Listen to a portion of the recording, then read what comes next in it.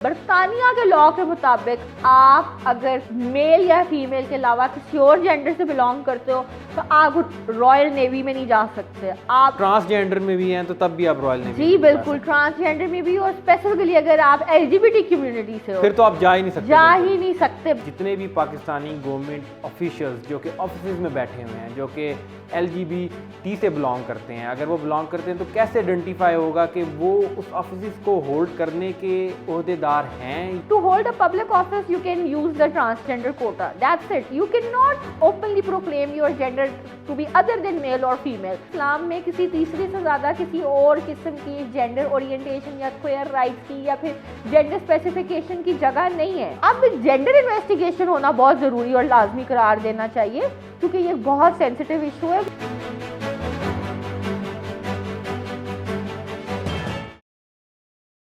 Welcome to case legend and I am your host Noman Nazir with Rida नूर।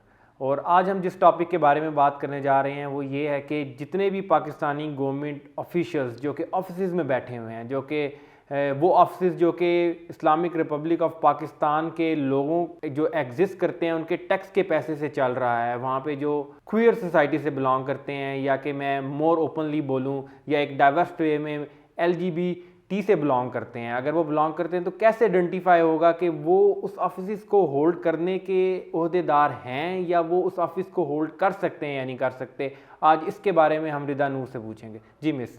देखिए जी, आजकल बड़ी एक आवाम में खबरें फैल रही हैं, खबरें भी फैल रही हैं, और दूसरा पाकिस्तान में अगर हम देखें तो काफ़ी ज़्यादा जो है ना एग्जिस्टेंस हो रही है कि पहले तो चले हमारी सोसाइटी में मेल एग्जिस्ट करते थे, फीमेल एग्जिस्ट करते थे, थर्ड जेंडर जो कि 2012 के बाद पाकिस्तान में रिकग्नाइज होना हुआ, उनको राइट्स दिया गया। जी राइट्स दिए, उनकी सोशल रिकग्निशन हुई, वो ट्रांसजेंडर थे। इसके अलावा अगर किसी और बात करें, चाहे हम फोर्थ जेंडर कह लें, फिफ्थ कह लें, या उनकी अपनी ओरिएंटेशन की बात कर लें, whatever we name that, Pakistani कानून में या इस्लाम में किसी तीसरी से ज़्यादा किसी और किस्म की जेंडर ओरिएंटेशन या क्वेयर राइट्स की या फिर जेंडर स्पेसिफिकेशन की जगह नहीं है। लेकिन मसला ये, क्योंकि in Pakistan either you can be a male और फीमेल, और to hold a public office you can use the transgender quota, that's it. You can not openly proclaim your gender to be other than male or female.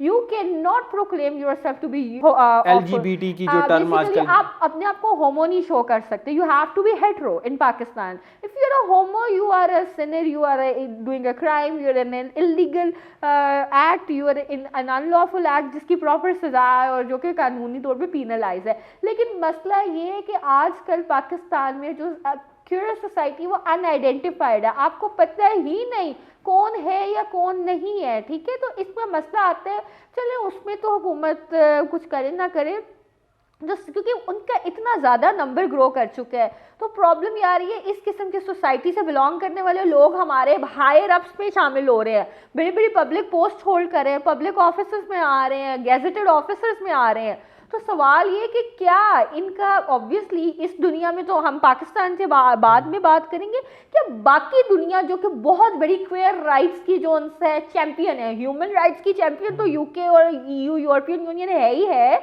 बाकी दुनिया जो queer rights की, LGBT community की champion है rights की, वो क्या बर्दाश्त, जिन्होंने निकाला ही ये, क्या वो बर्दाश्त करता है कि उनके पब्लिक ऑफिसर्स में, उनकी आर्मी में क्वेयर पीपल आके हिस्सा लें?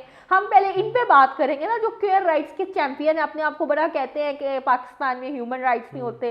तो इस पे बिल्कुल एक केस 2000 से पहले यूनाइटेड किंगडम में, बरतानिया के भी हम बात कर रहे हैं, अदर देन अदर स्टेट्स। जी, बरतानिया में, पाकिस्तान को तो छोड़ दें, बरतानिया के लॉ के मुताबिक आप अगर मेल या फीमेल के अलावा किसी और जेंडर से बिलोंग करते हो तो आप रॉयल नेवी में नहीं जा सकते। आप ट्रांसजेंडर में भी हैं तो तब भी आप रॉयल नेवी जी बिल्कुल ट्रांसजेंडर में भी, और स्पेसिफिकली अगर आप LGBT कम्युनिटी से हो फिर तो आप जा ही नहीं सकते। बल्कि R versus Smith and ग्रेडी and UK का केस था, इसमें उन्होंने क्या किया था, 250 लोगों को अपनी आर्मी से निकाल दिया गया था, इसलिए क्योंकि वो एक अदर जेंडर से बने हुए थे, वो क्वेयर अपने आप को शो कराते थे। तो अगर आपने आर्मी में रहना है तो आपको मेल या फीमेल रहना पड़ेगा, और दूसरा सिर्फ प्रोक्लेम नहीं करना पड़ेगा, अगर आपकी हरकतें भी ऐसी हैं जो उस तरह की आपको इंडिकेट करती है कि आप उस जेंडर से नहीं हो जो आपने लिखा हुआ है, तो भी आपको आर्मी से, रॉयल आर्मी से, रॉयल नेवी से, टेक्निकली एलजीबीटी में आते हैं जी, उस आपको रॉयल नेवी से निकाला जा सकता है, डिसमिस किया जा सकता है। जिस केस की मैं बात कर रही हूँ, इस केस में क्या हुआ था, यूके ने, रियासत बरतानिया ने 250-300 सोल्जर्स को डिसमिस कर दिया था, क्योंकि वो अपने जेंडर से, डिफरेंट जेंडर से बिलोंग करते थे, जो कि LGBTQ राइट्स और प्राइड परेड पे और अपने एक ऐसे ही कौम से बिलोंग करते हैं जिनकी आज से 40-50 साल पहले कोई एग्जिस्टेंस नहीं थी, और उनको इंतहाई बुरी तरह से जो उनसे तनकीद का निशाना बनाया जाता था पूरी दुनिया में, और इस्लाम में तो आज भी उनके लिए कोई गुंजाइश नहीं है। तो बरतानिया की आर्मी ने बर्दाश्त नहीं किया। क्यों नहीं बर्दाश्त किया? उसकी दो बहुत बड़ी वजूहत हैं। जब आप बड़े पब्लिक ऑफिस पे इस तरह के लोग बैठे होंगे तो आपकी आवाम जो है वो महफूज नहीं है। ऐसे लोग पब्लिक ऑफिस में आने वाले लोगों को कितनी बुरी तरह टारगेट कर सकते हैं, कितनी बुरी तरह उनको हैरास कर सकते हैं, कितनी बुरी तरह उन पे ये धावा बोल सकते हैं, ये बरतानिया जैसा मुल्क समझ सकते हैं। इसीलिए उन्होंने बैन लगा दिया था कि आज के बाद कोई डिफरेंट क्वेयर सोसाइटी से बिलोंग करने वाला हमारी आर्मी में नहीं आ सकता। दूसरी वजह ये है कि इनके अंदर इतनी कैपेसिटी नहीं होती कि ये उस लेवल पे आके आर्मी के लेवल, देखें जी, उन्होंने अपनी बेसिकली क्वेयर सोसाइटी में होना चॉइस है। अगर आप अपनी चॉइस कंट्रोल नहीं कर सके तो आप पब्लिक ऑफिस कैसे संभालोगे? पब्लिक ऑफिस में तो जगह जगह जाके आपने अपने आप को संभालना और मैनेज करना। If you are unable to manage your own self, then how would you manage your public post, which is a huge post because it is being nourished by the money of taxpayers, जैसा आपने खुद कहा। तो बरतानिया ने ये फैसला दे दिया था। बरतानिया की सुप्रीम कोर्ट, जो कि उस वक्त हाउस ऑफ लॉर्ड्स थी, उसके मुताबिक क्वेयर सोसाइटी में नेवी के बंदों को रिजेक्ट करना में कोई गलत बात नहीं थी, कोई अनलॉफुल बात नहीं थी। जो थे उनको हटा दिया गया था। जी बिल्कुल हटा दिया गया था, और इस फैसले को सुप्रीम कोर्ट ने अपहोल्ड किया था कि ठीक है, हमें कोई इतराज नहीं। और चौथी बात, अब देखें, आपका आर्मी एक बहुत पब्लिक ऑफिशियल्स की एक इमेज होती है। आप देखें पाकिस्तान में जो पब्लिक ऑफिशियल्स होते हैं तो एक बड़ा अच्छा रिक्रूटमेंट प्रोसेस होता है।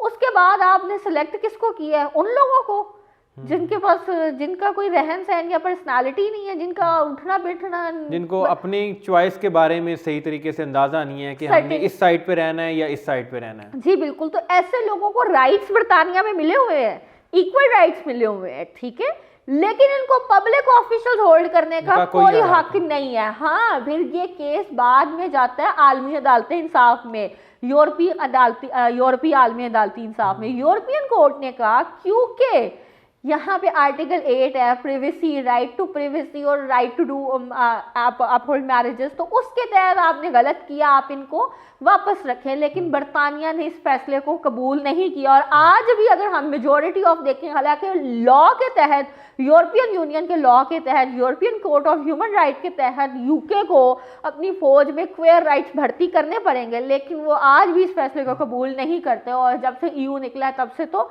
वैसे ही इस फैसले की वर्थ नहीं रहेगी। तो आज भी बरतानिया में पब्लिक ऑफिशियल्स जो हैं वो क्वेयर राइट्स नहीं होल्ड कर सकते। तो पाकिस्तान में तो सोशल रिकग्निशन नहीं है क्वेयर राइट्स की, तो पाकिस्तान में तो बिल्कुल भी। लेकिन बात यह है कि फिर भी काफ़ी सारे ऐसे पब्लिक ऑफिस होंगे जहाँ पे ऐसे लोग बैठे होंगे। अब उनको आइडेंटिफाई करना या उनके ऊपर कोई लेजिस्लेशन होनी चाहिए, कोई रूल्स बनने चाहिए, कैसे आप उनको आइडेंटिफाई करोगे और साइड पे करोगे इस चीज़ को सही करने के लिए? ये बहुत ज़रूरी सवाल है, वही जैसा हमने कहा, क्योंकि यहाँ पे तो आप प्रोक्लेम कर ही नहीं सकते। तो यहाँ पे सिर्फ आप उनके जेस्चर या उनके रहन सहन से पहचान के कह सकते हो कि ये एक डिफरेंटली जेंडर्ड पर्सन है, डिफरेंटली जेंडर्ड पर्सन है या क्वेयर सोसाइटी से बिलोंग करता है। तो इसके लिए लेजिस्लेशन होनी चाहिए या रूल्स बनने चाहिए कि रिक्रूटमेंट प्रोसेस में ज़रूरी होना चाहिए कि आप उनके जेंडर की इन्वेस्टिगेशन करो, क्योंकि this is a very sensitive topic and specially in Islamic Republic of Pakistan where the majority religion is Islam, where the preamble of the constitution is the supremacy of Islam, the promotion of Islam। और इस्लाम में तो इस चीज़ की इजाज़त ही बिल्कुल ही नहीं है। हमारे जो प्रिंसिपल्स ऑफ पॉलिसी हैं जो कि कॉन्स्टिट्यूशन में लिखे हैं फंडामेंटल राइट्स के, उनमें Islamic culture, Islamic way of life को फ़रोग़ देना है। तो उनके तहत रूल्स होने चाहिए कि प्रॉपर इन्वेस्टिगेशन होनी चाहिए रिक्रूटमेंट करते हुए कि उस बंदे की जेंडर, हर बंदे की regardless of his personal gestures, उसकी प्रॉपर एक जैसे आप प्रॉपर एक बंदे को जब सरकारी अफसरों पर रिक्रूट किया जाता है, आप खुद सरकारी ऑफिसर हैं, आपको पता होगा, प्रॉपर उनकी सारी इन्वेस्टिगेशन होती है, सारा कुछ करते हैं। तो अब जेंडर इन्वेस्टिगेशन होना बहुत ज़रूरी और लाजमी करार देना चाहिए, क्योंकि ये बहुत सेंसिटिव इशू है। क्योंकि पहले तक अगर हम देखें तो सरकारी ओहदों पे फीमेल्स को हमारे पास काफ़ी केसेस आते थे कि उनको हरासमेंट बर्दाश्त करनी पड़ेगी। अब इस तरह के मामला तो बहुत ज़्यादा आगे हमें ले जाएंगे। और वही बात, अगर सरकारी ऑफिसर्स हमारे रिप्रेजेंटेटिव हैं तो अगर उनमें कोई ऐसा एक आधा बंदा भी निकल आता है तो हमारे लिए स्टेट लेवल पे बड़ी गलत बात हो जाएगी। तो ऐसे लगेगा जैसे पाकिस्तान इन चीज़ों को प्रमोट कर रहा है। तो इस चीज़ पे बल्कि जो विद इन सर्विसेज है उन पे भी कमेटी बैठनी चाहिए और प्रॉपर इन्वेस्टिगेट होनी चाहिए कि कौन कौन पब्लिक ऑफिशियल्स हैं जो कि कोई ऐसी पोस्ट अपहोल्ड कर रहे हैं जो कि बल्कि आजकल तो क्योंकि इतनी बोल्ड हो गई है हमारी अवाम, वो तो ओपनली प्रोफेस कर रहे हैं अपना जेंडर ओरिएंटेशन। तो जो ओपनली प्रोफेस कर रहे हैं उनको तो प्रॉपर डिस्क्रेडिट करना चाहिए, और जो ओपनली प्रोफेस नहीं कर रहे और कंसील करके ऐसा कर रहे हैं तो उनके ऊपर इन्वेस्टिगेशन होनी चाहिए और प्रॉपर उनको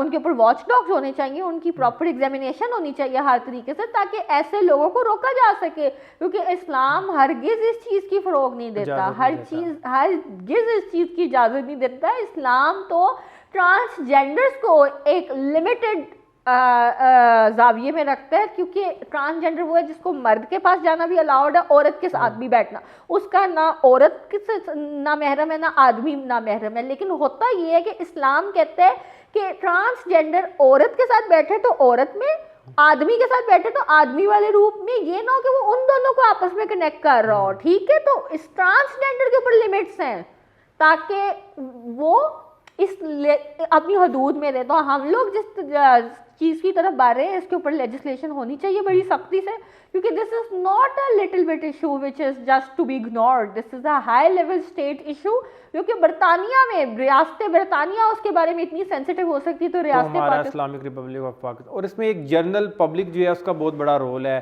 कि वो खुद भी आइडेंटिफाई करके उसे हाईलाइट कर सकते हैं कि किसी पब्लिक ऑफिस में अगर कोई इस तरह का उन्हें बंदा नज़र आता है या कोई ऑफिशियल नज़र आता है तो उन्हें मेरे ख्याल से रिपोर्टिंग करनी पड़ी, कंप्लेन करनी चाहिए, जो कि एक जनरल पब्लिक का हर जगह पे कोई ना कोई रोल आता है, या मीडिया का रोल इसमें हमें आइडेंटिफाई करना चाहिए। उन रूल्स को मेरे ख्याल से आपस में कनेक्ट करना चाहिए लेजिस्लेशन को मीडिया लॉज के साथ। आपकी बात बिल्कुल दुरुस्त है। जनरल पब्लिक में देखें ना हमारे डिफरेंट व्यूज पाए जाते हैं। लोग कहते हैं look at his qualification not at his orientation. Like how is this possible? आपको पता है कि वो कितना लीगल हो सकता है हमारे लिए, कितना लीगल है वो हमारे लिए, हमारे स्टेट लेवल पे।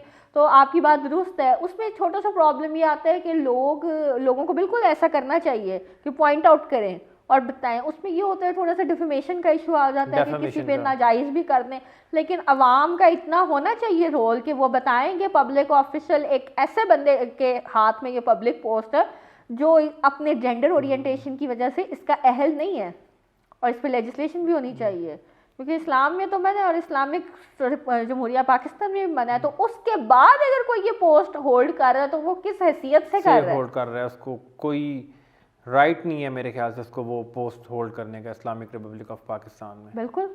Thank you so much miss, बड़ा ही एक डिफरेंट किस्म का हमारे पास टॉपिक था और आप भी हमारे साथ ढूंढ रहे इस तरह के डिफरेंट किस्म के एक अवेयरनेस के लेवल पे या अवेयरनेस के सर्कल में रहने के लिए, इस तरह के न्यू टॉपिक्स को जानने के लिए, और आप भी अपनी अवेयरनेस लोगों में फैलाएं ताकि हम इस तरह की लेजिस्लेशन में, इस तरह के रोल में अपनी सोसाइटी को बेहतर करने के लिए अपनी तरफ से कोई किरदार पेश कर सकें। Thank you so much.